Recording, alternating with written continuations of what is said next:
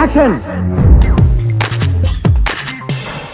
Megastar Chiranjeevi ఖైదీ number 150 దాదాపు 75 లక్షల views తో నెంబర్ 1 ప్లేస్ లో ఉంటే వారం 10 రోజుల్లోనే ఆ మార్కును అందుకుని రికార్డు సృష్టించింది పవన్ సినిమా టీజర్.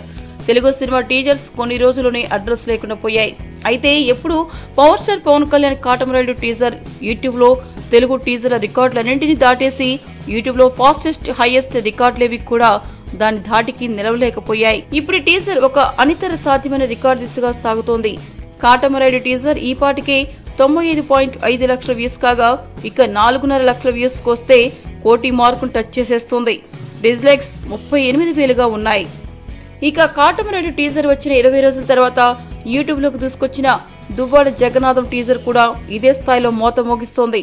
ఈ టీజర్ ఖైదీ నంబర్ 150ని దాటేసి ఇప్పుడు కాటమరాయుడు టీజర్ ని అందుకునే పనిలో ఉంది.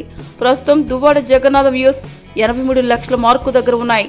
త్వరలోనే ఇది కూడా కోటి మార్కును అందుకున్నా ఆశ్చర్యం లేదు. కాటమరాయుడు టీజర్ కు 1.6 లక్షల లైక్స్ వస్తే దువ్వాడ జగన్నాథం లైక్స్ 1.5 లక్షలుగా ఉండటం విశేషం. మీకు ఈ వీడియో నచ్చితే ఒక లైక్ కొట్టండి, లేకపోతే కామెంట్ చేయండి. బట్ సబ్స్క్రైబ్ చేయడం మర్చిపోకండి.